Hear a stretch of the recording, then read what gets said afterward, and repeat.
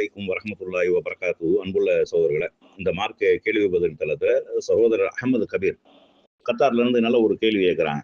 அதாவது ஒரு மனிதனுக்கு ரத்தத்தை கொடுக்கறது மூலமாக, கிட்னி கொடுக்கறது மூலமாக, கண்ணை கொடுக்கறது மூலமாக ஒருவருக்கு வெளிச்சத்தை வாழ்க்கையை நம்ம கொடுத்தோம்னா அது நமக்கு எல்லா மனிதரையும் வாழ வைத்தவர் போலாவான்னு சொல்றாங்களே, இது சரியா?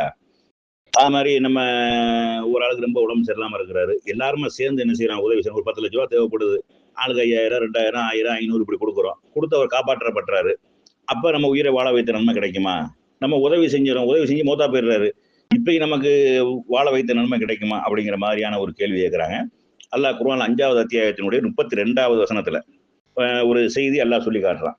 வமன் அஹ்யாஹா கஅன்னமா அஹ்யன் நாஸ ஜமீஆ. யார் ஒரு உயிரை வாழ வைக்கிறார்களோ அவர்கள் எல்லா உயிர்களையும் வாழ வைத்தவர் போலாவார் அப்படின்னு சொல்றான்.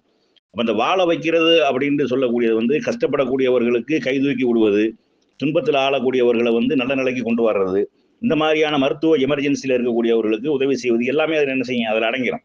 அந்த ஒரு வாசகத்துல எல்லாமே என்ன செஞ்சிடும், டோட்டலாக அடங்கிடும். இப்போ ஒரு ஆக்சிடென்ட்ல ரத்தம் அவருக்கு ரொம்ப லாஸ் ஆயிருச்சு, ரத்தம் தேவைப்படுது, நம்ம ரத்தத்தை கொடுக்குற அவர் பிழைச்சிக்கிறாரு. அப்ப நம்ம கொடுத்த ரத்தத்தின் மூலமாக அல்லாஹ் அவர் என்ன செஞ்சிருக்கிறான், காப்பாத்திருக்கிறான். அப்படிங்கிற அடிப்படையில நம்ம வந்து ஒரு உயிரை வாழ வைத்த நன்மை அல்லாஹ் என்ன செய்வான், நமக்கு தருவான். அப்படிங்கிறத அந்த வசனம் சொல்லக்கூடிய விஷயம். 5வது அத்தியாயத்துல 32வது வசனமாக இந்த செய்தி சொல்லப்படுது. அப்ப ஒருவருக்கு வந்து அதிகமான மக்களால் உதவி செய்யக்கூடிய இடத்துல அதுக்கு நல்லா கொடுப்பான்.